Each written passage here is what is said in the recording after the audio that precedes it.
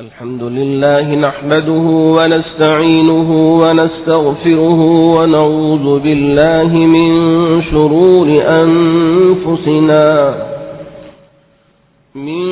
شرور أنفسنا ومن سيئات أعمالنا من يهده الله فلا مضل له ومن يضلله فلا هادي له ونشهد أن لا إله إلا الله وحده لا شريك له ونشهد أن سيدنا ونبينا ومولانا محمدا عبده ورسوله أرسله بالحق بشيرا ونذيرا وداعيا إلى الله بإذنه وسراجا منيرا أما بعد فأعوذ بالله من الشيطان الرجيم بسم الله الرحمن الرحيم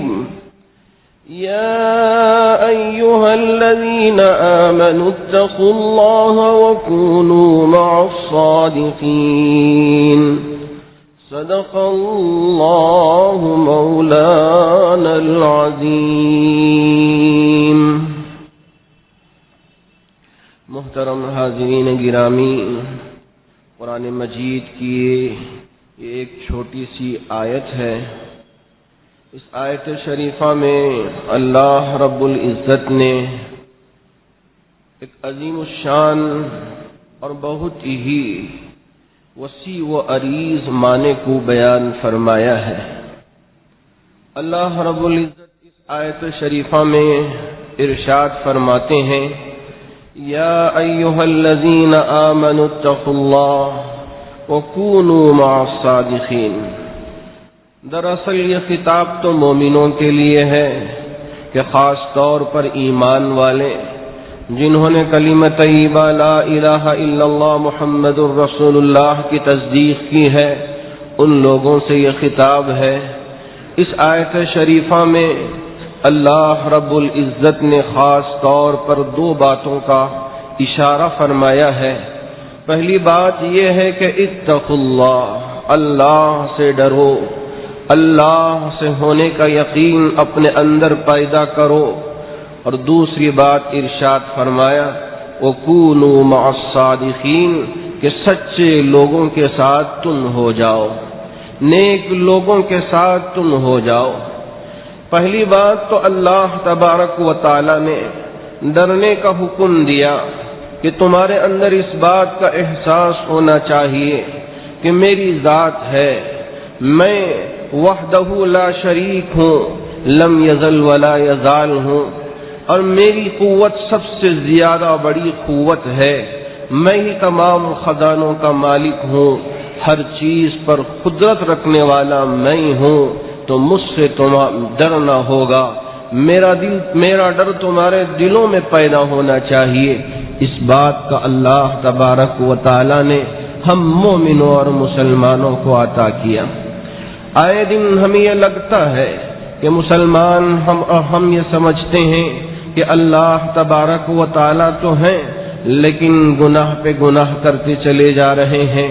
کیا کریں، دنیا کا ماحول ہی اتنا خطرناک ہوتا چلا گیا ہے کہ ماحول کا اثر مسلمانوں پر بھی اور مومنوں پر بھی پڑتا جا رہا ہے. ہماری نئی نسل کے نوجوان جو خاص طور پر کالج میں پڑھ رہے ہیں، ان کے اندر سے دینی جذبہ اور اللہ سے ہونے کا یقین اور اللہ کا ڈر ایسا لگ رہا ہے کہ نکلتا جا رہا ہے. اچھے اچھے گھرانوں کا ہم حال دریافت کرتے ہیں تو ہمیں افسوس ہوتا ہے اور ہمیں پشیمانی ہوتی ہے اور شرمندگی ہوتی ہے کہ کس طرح کے حالات بنتے چلے جا رہے ہیں. میرے دوستو، یقین مانو، اللہ تبارک و تعالی کی ذات سب سے زیادہ طاقت رکھنے والی ذات ہے. اس کا ڈر اور اس سے ہونے کا یقین ہم اپنے دلوں میں پیدا کرنا چاہیے. اور دوسری بات اللہ تبارک و تعالی نے یہ ارشاد فرمایا کہ وہ کونو مع الصادقین، نیک لوگوں کے ساتھ تم ہو جاؤ، اللہ کے نیک بندوں کے ساتھ تم اپنا وقت گزارو۔ اس کا مطلب یہ ہوا کہ جو اللہ کے ولی ہیں، جو اللہ کے برگزیدہ بندے ہیں، اگر ہم ان کے ساتھ رہیں گے تو ان کا اثر ہماری زندگی میں پڑے گا۔ اگر ہم گنہگاروں کے ساتھ برے کاموں میں ہم پھنستے چلے جائیں گے تو ہم برباد ہو جائیں گے۔ اللہ تبارک و تعالیٰ کے حضور پہنچ کر ہم اپنے چہرے کو دکھانے کے لائق نہیں رہیں گے۔ اللہ کے نیک بندوں کے ساتھ ہونا، یہ ہمارے لیے حکم دیا گیا ہے کہ وہ کونو مع الصادقین۔ یہ صاف صاف مطلب یہی ہے اس آیت کا، اس لیے کہ آج کے اس دور میں ماحول کا اثر ہماری زندگی میں بہت پڑتا ہے۔ اگر ہم اس سے بچنے کی کوشش نہ کریں، اگر ہم اس کی طرف چلتے چلے جائیں تو اس کا اثر اتنا پڑے گا کہ آپ یقین مانیے اور سمجھ کر رکھیے کہ اگر اللہ کا ولی کیوں نہ ہو، اگر اس کا اٹھنا بیٹھنا برے لوگوں کے ساتھ شروع ہو جائے کہ اللہ کا ولی اگر عالم ہی کیوں نہ ہو، اگر اس کا بیٹھنا اٹھنا غلط لوگوں کے ساتھ ہو جائے تو آپ دیکھیں گے کہ وہ بھی غلط راستے کی طرف نکل پڑے گا اور غلط راستے کو اختیار کرنا شروع کر دے گا۔ اس لیے ہمیں چاہیے کہ نیک لوگوں کے ساتھ ہم رہیں، اچھے لوگوں کے ساتھ ہم اٹھیں بیٹھیں اور ان کے ساتھ اپنی زندگی کا وقت گزاریں، اور اللہ کے نیک بندوں کے ساتھ ہم رہنے کی پوری کوشش کریں۔ قرآن مجید میں اللہ تبارک و تعالی نے اس بات کا حکم دے رکھا ہے کہ تعاونوا علی البر والتقوی ولا تعاونوا علی الاثم والعدوان، نیکیوں میں ایک دوسرے کا تم تعاون کرو، ایک دوسرے کی مدد کیا کرو، اور برے کاموں میں برائیوں میں ایک دوسرے کا ساتھ مت دو۔ اگر کوئی نماز نہیں پڑھ رہا ہے تو اسے نماز پڑھنے کا تم حکم دو اور اپنے ساتھ مسجد میں لے کر آنے کی کوشش کیا کرو۔ اگر کوئی اچھا کام کر رہا ہے، اس کا تم اگر ہاتھ بٹا رہے ہو تو یہ تمہارے لیے اچھا ہوگا۔ اگر کوئی شخص شراب پی رہا ہے، اس کے شراب پینے میں تم تعاون کر رہے ہو تو یہ غلط تعاون ہوگا۔ اگر کوئی کسی کو دھوکہ دے رہا ہے، اگر تم اس کا تعاون کر رہے ہو تو یہ غلط تعاون ہوگا۔ اگر کوئی کسی کا مال لوٹ رہا ہے تو اس کے مال کے لوٹنے میں ہم بھی ساتھ دے رہے ہیں تو یہ غلط تعاون ہوگا۔ اللہ تبارک و تعالی نے فرمایا تعاونوا علی البر والتقوی ولا تعاونوا علی الاثم والعدوان، نیکیوں میں اچھے کاموں میں ایک دوسرے کا ساتھ دیا کرو اور برائیوں میں اور بری چیزوں میں ایک دوسرے کا ساتھ ہرگز مت دینا۔ تو حاصل کلام یہی ہے کہ اگر ہم اچھے لوگوں کے ساتھ اٹھے بیٹھیں گے تو ہمارا حال بھی اچھا رہے گا اور ہمارا وقت بھی اچھا گزرتا رہے گا۔ اگر ہم برے لوگوں کی صحبت اختیار کریں گے تو اس کا اثر ہماری زندگی میں اتنا پڑے گا۔ اللہ ہماری حفاظت فرمائے کہ کہیں یہ دن نہ آ جائے کہ ہمارا ایمان ہی چھن نہ جائے۔ اس لیے ہمیں پوری فکر کرنی چاہیے کہ ہم اپنے ایمان کی حفاظت کریں، ہم اپنے اعمال کی حفاظت کریں، اللہ کے یہاں پہنچ کر اپنی زندگی کا حساب دینے کا خوف اپنے اندر پیدا کریں تو ہم ساری برائیوں سے بچنے کی اگر کوشش کریں گے، اللہ تبارک و تعالیٰ کی ذات سے یقین ہے کہ اللہ تبارک و تعالیٰ ہماری حفاظت فرمائیں گے۔ اللہ تبارک و تعالیٰ ہمیں بچا کر رکھیں گے، اور جو بھی ہم جس کسی بھی وعدہ کریں تو ہم سچا وعدہ کریں، وعدہ خلافی ہرگز نہ کریں۔ اگرچہ کہ ہم اپنے چھوٹے سے معصوم بچے سے بھی وعدہ کریں تو اس وعدے میں بھی خلاف ورزی نہیں ہونا چاہیے۔ میں اگر آپ کو ایک حدیث اور ایک روایت سناؤں تو آپ کو بڑا ہی تعجب ہوگا۔ نبی پاک علیہ الصلوۃ والسلام ایک مرتبہ ایک صحابی کے گھر تشریف لے گئے، صحابیہ گھر میں موجود تھی۔ نبی پاک علیہ الصلوۃ والسلام کی آمد سے بڑی خوش ہوئی۔ چھوٹا سا معصوم سا بچہ وہاں دور کھیل رہا تھا تو اسے پکار پکار کے کہنے لگی اے بیٹے دوڑتے ہوئے آؤ، نبی پاک علیہ الصلوۃ والسلام ہمارے گھر میں تشریف لائے ہیں، ان کی زیارت کر لو، چہرہ دیکھ لو، منہ بھر کر دیکھ لو۔ بہت ساری باتیں ماں پکار پکار کر کہنے لگی۔ معصوم سا بچہ ہے، وہ کھیلنے میں مصروف ہے، تو ماں کی بات کی طرف کیسے توجہ کر سکتا ہے؟ اب ماں نے کہا بیٹا میں نے تمہارے لیے کھجور رکھا ہے، آؤ اس کھجور کو لے لو۔ بچہ جیسے ہی کھجور کا نام سنا دوڑتا ہوا آیا۔ اب آنے کے بعد کہا ماں مجھے کھجور دو۔ اب بیٹے سے ماں نے کہا بیٹا نبی پاک علیہ الصلوۃ والسلام تشریف فرما ہیں، ان کی دعائیں لے لو، انہیں دیکھ لو۔ حضور علیہ الصلوۃ والسلام نے فرمایا اے صحابیہ تم اپنے بچے سے کہہ رہے ہو کہ دعا لے لو اور انہیں دیکھ لو اور ان سے برکت حاصل کرو، یہ تو ٹھیک ہے، لیکن تم نے جس چیز کا اپنے بچے سے وعدہ کیا کھجور کے دینے کا، اس کا کیا ہوا؟ کیا تم اپنے بچے کو کھجور نہیں دو گے؟ صحابیہ نے کہا میں نے یوں ہی بلانے کے لیے کہہ دیا تھا، کھجور دینے کا کوئی ارادہ نہیں۔ حضرت نبی پاک علیہ الصلوۃ والسلام نے صحابیہ کو اس بات کا حکم دیا، اس طرح کا وعدہ کر کے وعدہ خلافی مت کیا کرو۔ اگر تم نے اپنے اس چھوٹے بچے کو کھجور دینے کا وعدہ کیا اور اسے شوق دلا کر تم نے بلایا تو اپنے وعدے کو پورا کرو، اسے اس طرح مایوس مت کرو، اس لیے کہ اس کا جو ذہن ہے بالکل قولا ذہن ہے۔ یوں سمجھیے کہ جیسے کہ یہ ایک پتھر ہے، پتھر پر نشان بنا دیا جائے تو وہ ثبت ہو جاتا ہے اور وہ محفوظ ہو جاتا ہے۔ بچوں کا ذہن بھی اسی طرح ہوتا ہے، جس طرح کی تعلیم ہم شروع زمانے میں اس بچے کے ذہن میں ڈالتے ہیں اس طرح کی تعلیم اس کے ذہن میں نقش کر جاتی ہے۔ اگر ہم اس کو شروع ہی سے اس طرح کے وعدے کر کے وعدے خلاف کرنا شروع کر دیں گے، یہی تعلیم اس بچے کے ذہن میں بیٹھے گی۔ اب آگے چل کر وہ بھی اسی طرح کا وعدہ کر کے وعدہ خلافی کرنا شروع کر دے گا۔ تمہیں یاد رکھو، تمہیں چاہیے کہ اگر وعدہ کرو بچے ہی سے اپنے وعدے کو پورا کرو۔ سب سے پہلے کھجور نکالا اور اس بچے کو دو۔ نبی پاک علیہ الصلوۃ والسلام نے یہ تعلیمات عطا کیے ہیں۔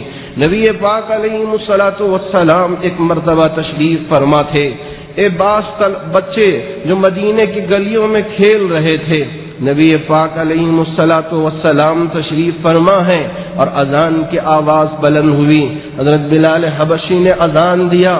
اب بچوں نے اذان کا مذاق اڑانا شروع کر دیا اور بچے اذان کا مذاق اڑانا شروع کر دیا۔ نبی پاک علیہ الصلوۃ والسلام دیکھ رہے تھے، آپ نے انہیں دھتکارا نہیں، انہیں برا بھلا کہا نہیں، اپنے قاصد سے کہا کہ جاؤ ان سارے بچوں کو میرے پاس لے کر آؤ۔ قاصد گئے۔ اب یہ آتے ہوئے دیکھ کر کہ ہمیں کہیں پکڑ نہ لیں، بچے دوڑتے ہوئے چلے گئے۔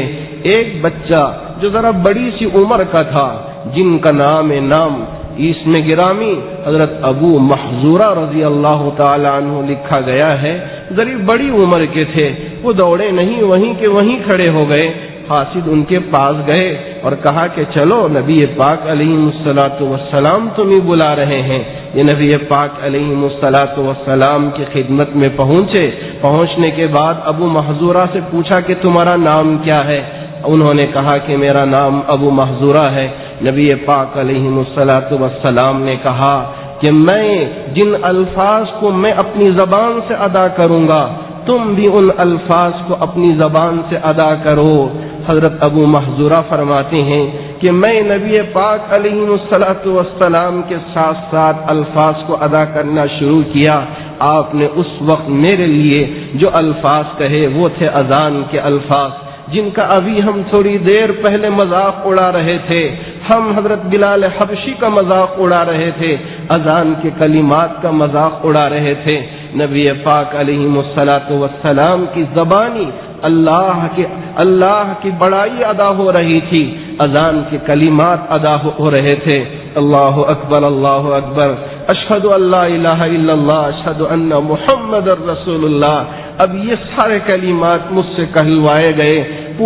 پوری اذان کے کلمات کہنے کے بعد آپ علیہ الصلوۃ والسلام نے کہا کہ اے ابو محذورہ، اے چھوٹے سے بچے، اب تم جا سکتے ہو، تم چلے جانا چاہتے ہو تو جا سکتے ہو۔ ابو محذورہ نے کہا یا رسول اللہ، آپ نے تو ابھی اپنے دامن میں مجھے لے لیا ہے، اب مجھے واپس کیوں بھیج رہے ہو؟ میں تو آپ کے دامن میں آ گیا، اشہد ان لا الہ الا اللہ اور اشہد ان محمد الرسول اللہ کی گواہی دے کر میں آپ کے ساتھ ہو گیا، اب مجھے واپس نہ بھیجیے، میں آپ کے ساتھ رہوں گا، اب کبھی اذان کا مذاق نہیں اڑاؤں گا۔ نبی پاک علیہ السلام کی نظر کرم ابو محذورہ پر پڑی تو ان کی زندگی بدل گئی، ان کی دنیا بدل گئی۔ نبی پاک علیہ السلام کی تعلیمات کا یہ نتیجہ حضرات صحابہ اکرام رضوان اللہ تعالی علیہم اجمعین نے بھی قبول کیا اور اولیاء اللہ نے بھی قبول کیا۔ میں آپ کو بتانا چاہوں گا کہ حضرت مولانا عبید اللہ سندھی رحمت اللہ علیہ، جن کے بارے میں آپ نے سنا ہوگا، یہ سیاسی مفکر تھے، اس دور کے سیاسی مفکر تھے۔ انہوں نے اپنی کتاب میں خود لکھا ہے کہ ایک مرتبہ انہیں روس جانا ہوا، وہاں کے حاکم سے ملاقات ہوئی۔ اب وہاں کے حاکم سے جب ملاقات ہوئی تو انہوں نے اسلامی نظام کے سلسلے میں بتانا شروع کیا کہ اسلامی نظام کس طرح کا ہوتا ہے، کہ کیسے اسلامی حکومت چلتی ہے۔ یہ ساری چیزیں گھنٹے گھنٹے بیٹھ کے بیان کرنے لگے۔ کتاب میں انہوں نے خود لکھا ہے کہ میں گھنٹے گھنٹے اس سے گفتگو کرتا رہا اور اسلام کی باتوں کو اس کے سامنے پیش کرتا رہا، بغیر کسی چوں و چرا کے، صبر اور تحمل کے ساتھ میری بات کو وہ سنتا رہا، کوئی اعتراض نہیں کیا، کسی قسم کی کوئی رکاوٹ میری گفتگو میں نہیں ڈالا، سنتا رہا۔ سننے کے بعد جب میری گفتگو ختم ہوئی تو مجھ سے پوچھا، ذرا میں ایک سوال کرتا ہوں، کیا تم میرے اس سوال کا جواب دو گے؟ میں نے کہا ٹھیک ہے، مجھ سے سوال کرو، میں جواب دوں گا۔ تو اب اس نے مجھ سے پوچھا کہ ذرا مجھے یہ بتاؤ کہ اس دنیا میں جتنی اسلامی مملکتیں ہیں، اسلامی حکومتیں ہیں یا اسلامی ریاستیں ہیں، کوئی ایک ایسی ریاست یا کوئی ایک ایسی حکومت مجھے بتا دو تمہارے مسلمانوں کی جو مکمل طور پر تمہارے نبی حضرت محمد الرسول اللہ صلی اللہ علیہ وسلم کے طرز زندگی پر چل رہے ہوں، تو ذرا مجھے ایک حکومت بتا دو گے تو میں تمہاری بات کو مان جاؤں گا۔ اب یہ حضرت مولانا عبید اللہ سندھی لکھتے ہیں کہ جیسے ہی اس نے مجھ سے یہ سوال کیا، میری نظریں جھک گئی، میں کوئی جواب نہیں دے سکا، اس لیے کہ ہمارے مسلمان کئی ملکوں میں حکومت کر رہے ہیں، لیکن وہاں کے حکمران اسلامی نقطۂ نظر کو نظر انداز کر دیا اور دوسری چیزوں کو اپنا لیا اور اپنا کر حکومت کر رہے ہیں، تو میں کیسے پیش کر سکتا ہوں؟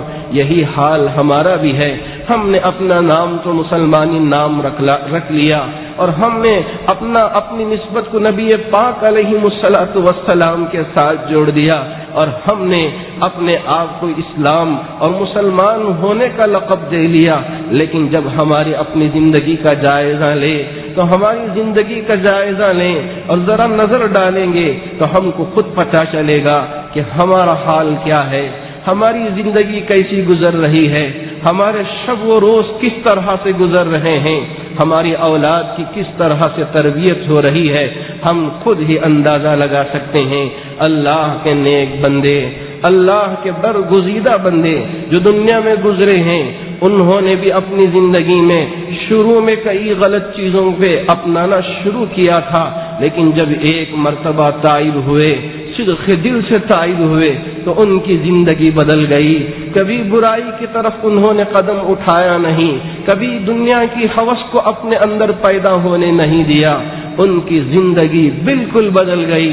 میں آپ کے سامنے یہ رکھنا چاہوں گا، حضرت فضیل بن عیاض رحمت اللہ علیہ کی مثال کو، یہ بھی اہل اللہ میں سے شمار ہوتے ہیں، یعنی پکے ولی شمار ہوتے ہیں، ان کا شمار بڑے بڑے اولیاء اللہ میں شمار ہوتا ہے۔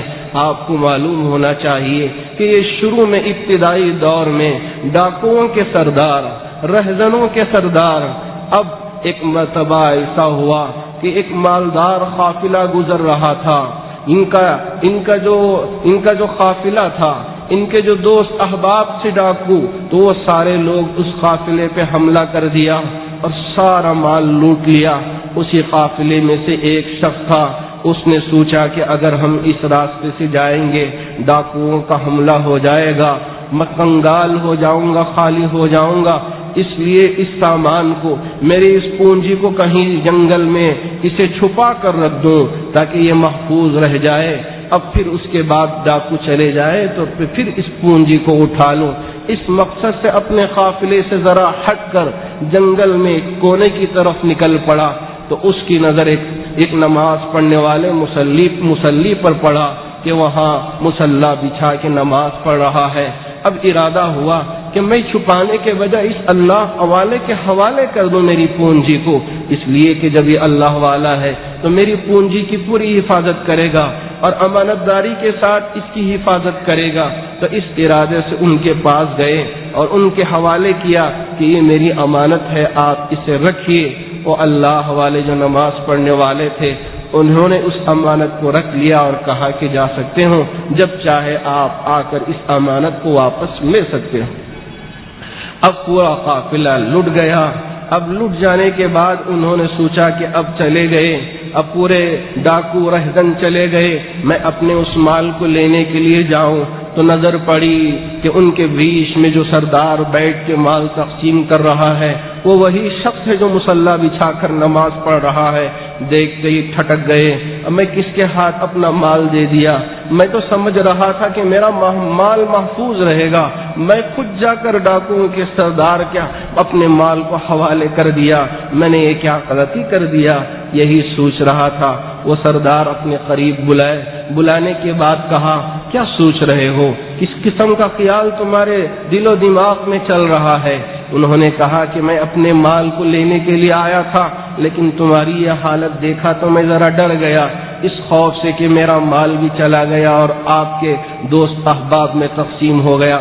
سردار نے کہا کہ تمہارا مال وہیں جہاں میں نماز پڑھ رہا تھا وہیں رکھ کر حفاظت کے ساتھ ہوں، وہاں جاؤ اور تم اپنا مال لے لو۔ اب جو دوسرے ڈاکو تھے انہوں نے کہا، سردار آپ نے تو پورے لوگوں کا مال ہمارے درمیان میں تقسیم کر دیا، اگر چاہتے تو وہ مال بھی آپ ہمارے درمیان میں تقسیم کر سکتے تھے، تو پھر کیوں آپ نے تقسیم نہیں کیا؟ تو اس سردار نے کہا کہ میں نے اس سے وعدہ کر رکھا تھا اور میں نے اپنے خدا سے بھی وعدہ کر رکھا تھا، اس لیے وعدہ خلافی نہیں کر سکتا تھا، اس لیے میں نے اس کے مال کو واپس لوٹا دیا۔ اسی طرح ایک قافلے کو لوٹ لیا۔ اب لوٹ لینے کے بعد اس قافلے والوں میں سے ایک شخص نے کہا کہ تمہارا سردار کہاں ہے؟ کیا تم اپنے سردار کو ہمیں بتا سکتے ہو؟ قافلے نے ڈاکوؤں نے کہا کہ ہمارا سردار اس وقت نماز پڑھ رہا ہے۔ تو اس شخص کے قافلے والوں نے جو سوال کیا تھا اس نے کہا یہ تو کسی فرض نماز کا وقت نہیں ہے، کون سی نماز پڑھ رہے ہیں؟ تو کہا کہ نفل نماز پڑھ رہے ہیں۔ تو اب اس کے بعد کہا کہ تمہارا سردار کچھ کھانا بھی تمہارے ساتھ کھاتا ہے؟ تو انہوں نے کہا کہ نہیں، ہمارا سردار تو دن میں روزہ رکھتا ہے۔ اب اس طرح ہمارے سردار کا حال ہے۔ کہا یہ تو رمضان کا مہینہ نہیں، ہمارے سردار کی عادت یہ ہے کہ نفل روزے رکھنے کی عادت ہے، اس لیے وہ روزے رکھنے کا اہتمام کرتا ہے۔ آخر کار ان کا ارادہ ہوا کہ اس سردار سے ملیں۔ سردار سے ملنے کے ارادے سے پہنچے تو وہ نماز پڑھ رہے تھے۔ جب نماز سے فارغ ہوئے تو پوچھا، ارے چوری بھی کر رہے ہو، ڈاکہ بھی ڈال رہے ہو، لوگوں کا مال بھی لوٹ رہے ہو اور ادھر نماز بھی پڑھ رہے ہو، یہ مجھے بات سمجھ میں نہیں آئی کہ ان دونوں کے درمیان میں تال میل کس طرح سے ہو سکتا ہے، ذرا مجھے بتائیے۔ تو اب سردار نے کہا، کیا تم نے قرآن مجید کو پڑھا ہے؟ کیا قرآن مجید کا ترجمہ تم نے کبھی پڑھا ہے؟ تو انہوں نے کہا پڑھا تو ہے۔ کیا اب اس کے بعد سردار نے کہا کیا کس آیت کی طرف تمہاری نظر پڑی؟ کون سی آیت؟ سردار نے پڑھ کے سنایا، وآخرون اعترفوا بذنوبهم خلطوا عملا صالحا، وآخرون اعترفوا بذنوبهم خلطوا عملا صالحا۔ بعض لوگ ایسے ہوتے ہیں کہ جو گنہگار ہوتے ہیں، اور ایمان والے بھی ہوتے ہیں، لیکن ایمان والے ہونے کے باوجود دوسری غلط چیزوں کے ساتھ اپنے آپ کو ملا دیتے ہیں، خلط ملط کر دیتے ہیں۔ ایک طرف صاحب ایمان بھی اپنے آپ کو کہتے ہیں اور دوسری طرف غلط کام بھی کرتے ہیں۔ میں بھی انہی لوگوں میں سے ہوں، اس کا اشارہ انہوں نے دے دیا۔ تو یہ بتا کہ انہوں نے کہا کہ ہمارا حال یہ ہے، لیکن اللہ تبارک و تعالی جب ہدایت دیتے ہیں، جب اللہ تبارک و تعالی دل کی کایا پلٹتے ہیں، تو پھر اس کے بعد سے وہ بندہ کبھی غلط کام کی طرف پلٹتا نہیں، غلط کام کی طرف چہرہ پھیر کر نہیں دیکھتا۔ اسی طرح لوٹنے کے لیے ایک مرتبہ ایک گھر پر گئے تو وہاں اندر سے قاری قرآن مجید کی اس آیت کو پڑھتے ہوئے سنا کہ ان کے کانوں میں آواز آئی، قاری قرآن پڑھ رہے ہیں، أَلَمْ يَعْنِ لِلَّذِينَ آمَنُوا أَن تَخْشَعَ قُلُوبُهُمْ لِذِكْرِ اللَّهِ أَلَمْ يَعْنِ لِلَّذِينَ آمَنُوا أَن تَخْشَعَ قُلُوبُهُمْ لِذِكْرِ اللَّهِ کیا ابھی ایمان والوں کو اس بات کا وقت نہیں آیا کہ ان کا دل اللہ کے ڈر سے لرز جائے، کام جائے؟ کہ اہل ایمان کا ابھی یہ وقت نہیں آیا؟ یہاں ایمان والوں کو اللہ تبارک و تعالی نے خطاب کرتے ہوئے یہ ارشاد فرمایا، ہم ایمان تو لائیں اللہ پر، ہم ایمان تو لائیں نبی پاک علیہ الصلوۃ والسلام کی رسالت پر، اگر ہمارے دل میں اللہ کا ڈر نہ ہو، اگر ہمارے دل میں اللہ کا خوف نہ ہو، ہم برائیوں کو بڑی آسانی سے کرتے چلے جاتے ہیں۔ برائی کرتے کرتے ہمارے لیے اتنا آسان ہو جاتی ہے کہ برائی کرتے ہوئے بھی ہمارے دل میں یہ خیال پیدا نہیں ہوتا کہ یہ برا کام ہے، یہ غلط کام ہے، اس لیے کہ برائی کرتے کرتے وہ بھی نیکی لگنے لگتی ہے، وہ بھی اچھائی لگنے لگتی ہے۔ اس لیے اللہ تبارک و تعالی نے یہاں خطاب کر کے فرمایا، أَلَمْ يَعْنِ لِلَّذِينَ آمَنُوا، ایمان والوں سے خطاب کر کے فرمایا کیا ایمان والوں کو ابھی وقت نہیں آیا؟ أَن تَخْشَعَ قُلُوبُهُمْ لِذِكْرِ اللَّهِ، اللہ کے ذکر سے ان کے دل کانپ اٹھے، لرز اٹھے۔ یہ آیت سننا تھا۔ وہ حضرت فضیل بن عیاض رحمت اللہ علیہ ڈاکہ ڈالنے کے ارادے سے آئے تھے، اب ان کا دل بدل گیا، ان کے دل میں تبدیلی آ گئی، اللہ کے خوف سے ان کا دل لرز اٹھا۔ اب پختہ ارادہ کیا اور توبہ کیا، یا اللہ آج کے بعد سے میں کبھی ڈاکہ نہیں ڈالوں گا، کبھی برا کام نہیں کروں گا۔ صدق دل سے توبہ کیا۔ توبہ کرنے کے بعد اب راستہ چھوڑ کے، غلط راستہ چھوڑ کے جنگل کی طرف چلے گئے۔ اب کیا دیکھتے ہیں کہ ایک قافلہ گزر رہا ہے، گزرتے ہوئے احباب کہہ رہے ہیں کہ اس راستے کو چھوڑ کر ایک اور راستے کو اختیار کر لو کہ کہیں فضیل ہم پر حملہ نہ کر دے اور ہمارا مال نہ لوٹ لے۔ حضرت فضیل وہاں پہنچے، قافلے والوں سے کہا میں ہی فضیل ہوں، میں نے صدق دل سے توبہ کر لیا ہے، اب تم کو کسی قسم کا خوف کھانے کی ضرورت نہیں ہے، ڈرنے کی ضرورت نہیں ہے، تمہارا مال کوئی لوٹے گا نہیں، تم یہاں سے بغیر کسی خوف کے آگے جا سکتے ہو۔ اب ان سے کہا کہ اب تک میں نے جو بھی غلطی کی ہے، میں نے تم کو جتنا ستایا ہے مجھے معاف کر دو۔ قافلے والوں نے تمام نے ان کو معاف کر دیا اور کہا کہ ہم نے تو آپ کو معاف کر دیا۔ ایک یہودی تھا، اس یہودی نے کہا اے فضیل میں آپ کو معاف نہیں کر سکتا، میں آپ کو معاف نہیں کر سکتا۔ حضرت فضیل نے کہا مجھے معاف کرنے کے لیے تم کیا کہو گے؟ اس یہودی نے کہا کہ دیکھو یہ جو سامنے پہاڑ رکھا ہوا ہے اس پہاڑ کو ہٹا دو اس جگہ سے، اس کے بعد میں تمہاری غلطی کو معاف کرنے کی کوشش کروں گا۔ اب اس نے شرط سامنے رکھی۔ حضرت فضیل نے شرط کو مان لیا اور اس پہاڑ سے مٹی اٹھانا شروع کیا۔ جس بندے کے دل میں اللہ بس جائے، جس بندے کے دل میں اللہ کی یادیں ہو جائیں تو وہ بندہ اللہ کا مقرب بندہ کہلاتا ہے۔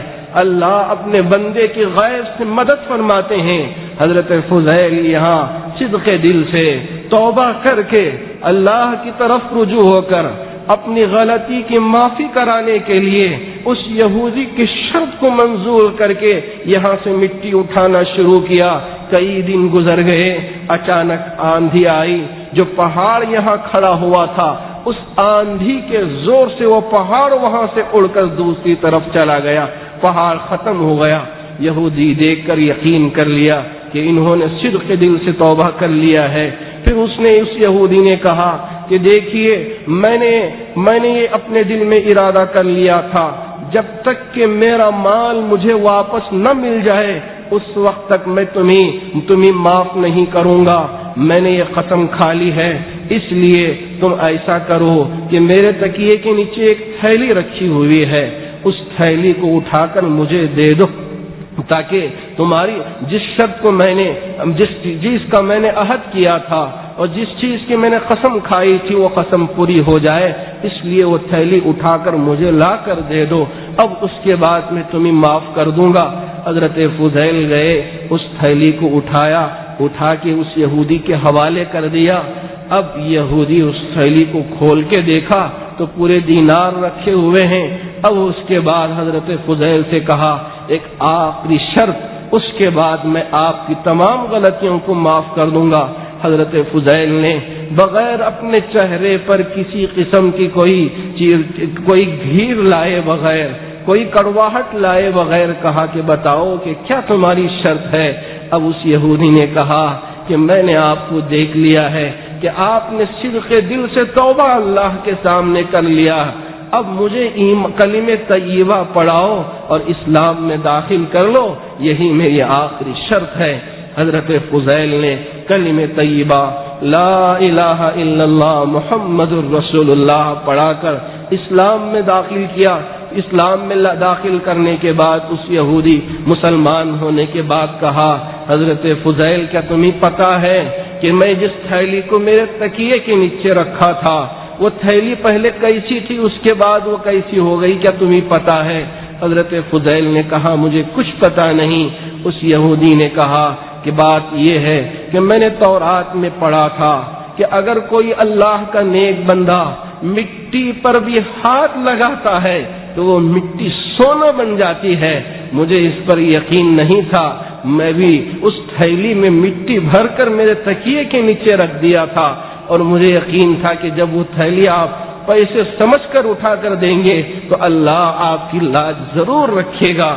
اب میں نے جب اس تھیلی کو کھول کے دیکھا، جس تھیلی میں نے مٹی بھر کے رکھا تھا وہ تھیلی سونے سے بھری پڑی تھی۔ جب مجھے یقین ہو گیا کہ آپ اللہ کے نیک بندے ہیں اور آپ کا مذہب بالکل برحق مذہب ہے، سچا مذہب ہے، اس لیے میں آپ کے ہاتھ پر ایمان قبول کیا ہوں۔ یہ سارا واقعہ انہوں نے سنایا۔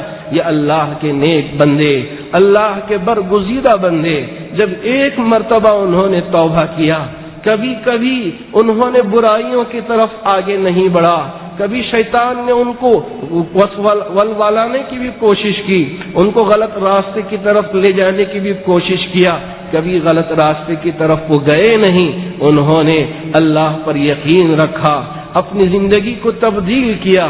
ہمیں بھی چاہیے کہ ہم بھی اس بات کی کوشش کریں، کہ ہم اس بات کی پوری کوشش کریں کہ ہم اپنی زندگی کو تبدیل کریں، اپنی زندگی کو بدلنے کی کوشش کریں۔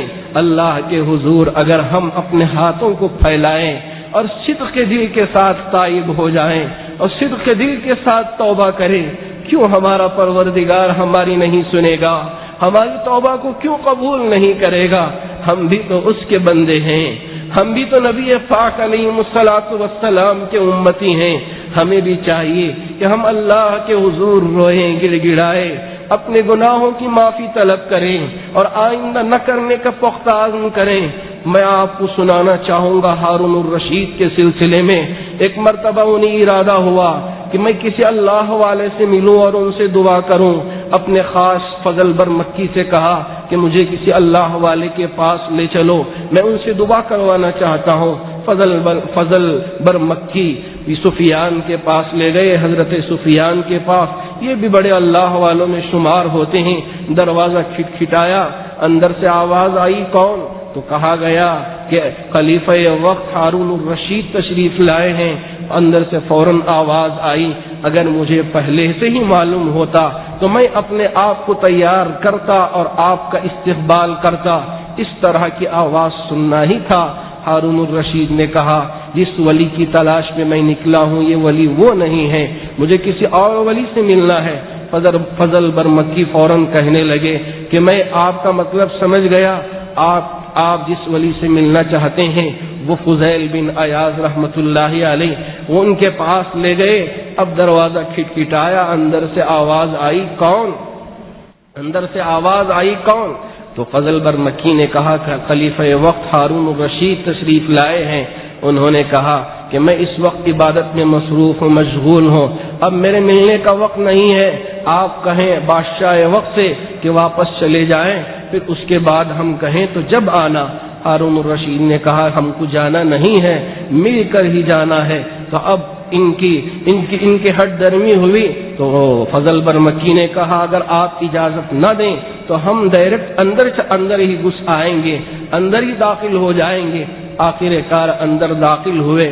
اس وقت جو آیت شریفہ تلاوت کر رہے تھے حضرت فضیل جو آیت تلاوت کر رہے تھے وہ قرآن مجید کی آیت تھی، ام حسب الذین اجترحوا السیئات ان نجعلہم کالذین آمنوا، کیا ایمان والے یہ گمان کرتے ہیں کہ جو برے لوگ ہیں برے کام کرتے رہیں گے، برے کام کرنے کے باوجود نیک لوگوں کے ساتھ ان کا شمار ہوگا؟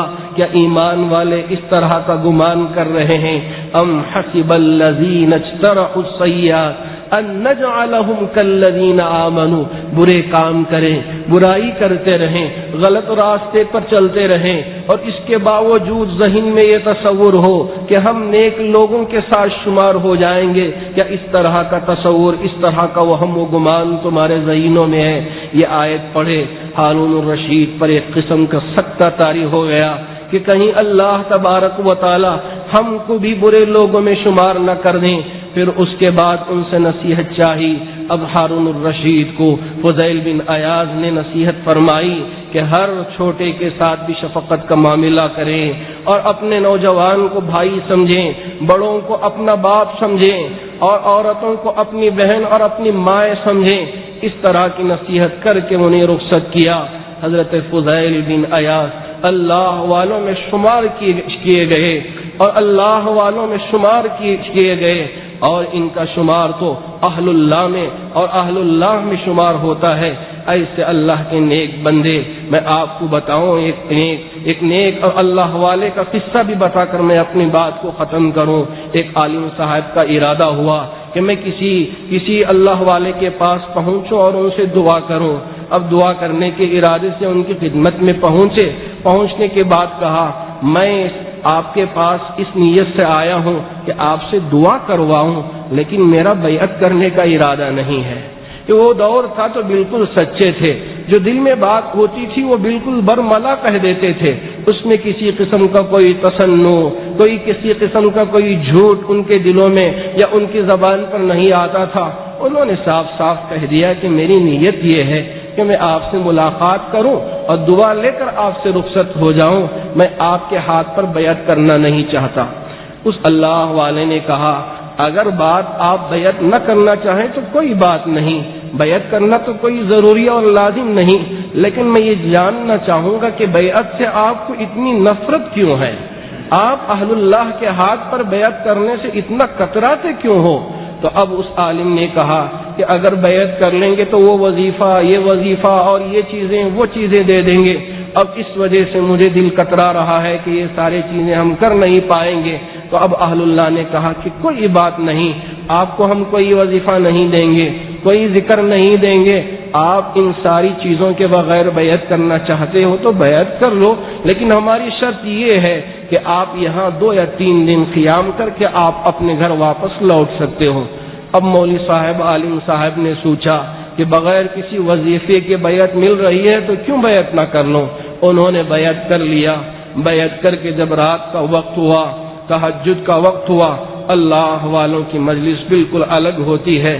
اللہ والے اٹھے اور وضو کیے، وضو کر کے تہجد کی نماز پڑھنا شروع کیے۔ اب اس کے بعد اللہ کا ذکر کرنا شروع کیے، اور اللہ کی ضرب اپنے دل پر لگانا شروع کیا، اللہ کی یاد کو اپنے دلوں میں بسانا شروع کیا۔ اب یہ دیکھتے رہ گئے، اس لیے کہ یہ تو سو رہے تھے۔ اب ان کو بھی ارادہ ہوا کہ میں سو رہا ہوں اور یہ سارے کے سارے لوگ اٹھ کر تہجد کی نماز پڑھ رہے ہیں اور ذکر کر رہے ہیں۔ یہ بھی ارادہ کر کے وضو کیا اور تہجد پڑھا۔ اب دوسرے دن حضرت کی خدمت میں پہنچ کے عرض کرنے لگے، حضرت مجھے بھی کوئی وظیفہ دے دیں تاکہ میں بھی وظیفہ کرنا شروع کروں۔ حضرت نے فرمایا کہ ہم نے آپ سے وعدہ کر رکھا ہے کہ کوئی وظیفہ ہم آپ کو نہیں دیں گے، ہم اپنے وعدے پر قائم رہیں گے، آپ کو ہم وظیفہ نہیں دے سکتے۔ اب وہ عالم صاحب نے کہا، نہیں، آپ مجھے وظیفہ دیجئے، جس عہد کو میں نے آپ سے کیا تھا، جس کا وعدہ میں نے آپ سے کیا تھا، اس وعدے کو میں توڑتا ہوں، عہد کو توڑتا ہوں، وظیفہ دیجئے۔ اب اس کے بعد انہوں نے عہد کو توڑا، اللہ والے نے وظیفہ سکھایا۔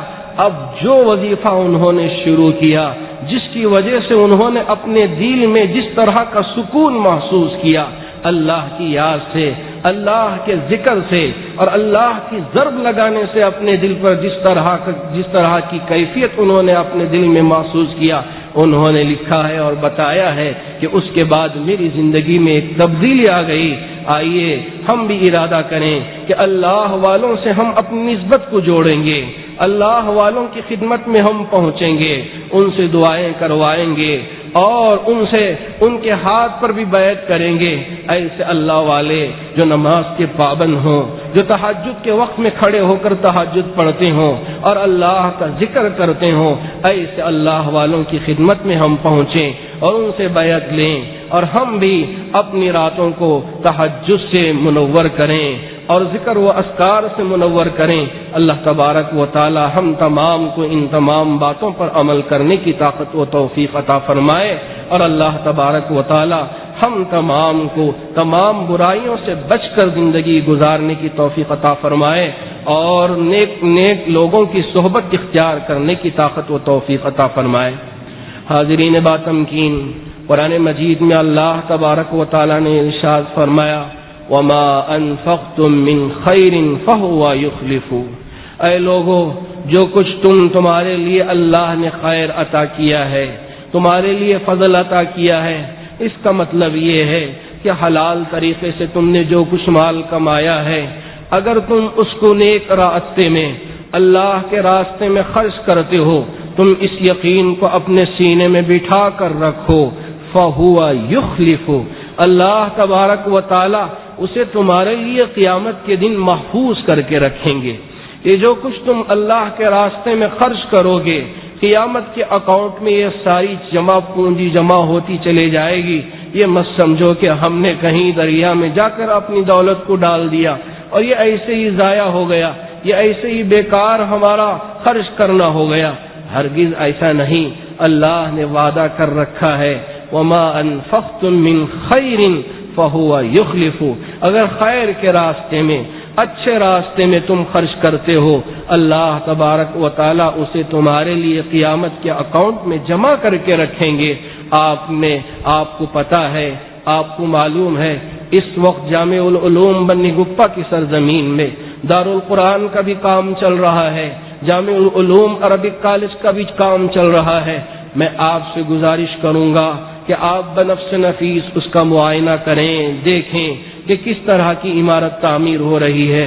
یہ وہ عمارت ہوگی جہاں اللہ کے نیک بندے آئیں گے اور علوم دینیہ بھی حاصل کریں گے اور علوم دنیا بھی حاصل کریں گے، اور یہ دونوں علوم سے سرفراز ہوں۔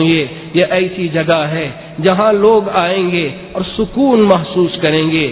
یہ وہی عمارتیں ہیں، یہ وہی جگہیں ہیں جو قیامت تک محفوظ رہنے والی ہیں۔ تو ان چیزوں کو ہم مضبوط کرنا اور اس کی تعمیر میں اپنے صرف حلال کو لگانا، یہ بہت بڑی نیکی ہے۔ میں آپ سے گزارش کرتا ہوں کہ اس کار خیر میں اور اس تعمیری کام میں آپ ذرا آگے آئیں اور آگے آ کر زیادہ سے زیادہ تعاون کریں تاکہ اس عمارت کو ہم پائے تکمیل تک پہنچائیں۔ اور میں آپ سے اس بات کی بھی گزارش کرتا ہوں، تہجد کے وقت میں جب سارے بندے سو رہے ہوں، آپ اللہ کے حضور ہاتھ پھیلا کر دعا کریں، اس لیے کہ یہ ہم تمام کا ادارہ ہے، جامع مسجد ٹرسٹ کا ادارہ ہے، مصلیان جامع مسجد کا ادارہ ہے۔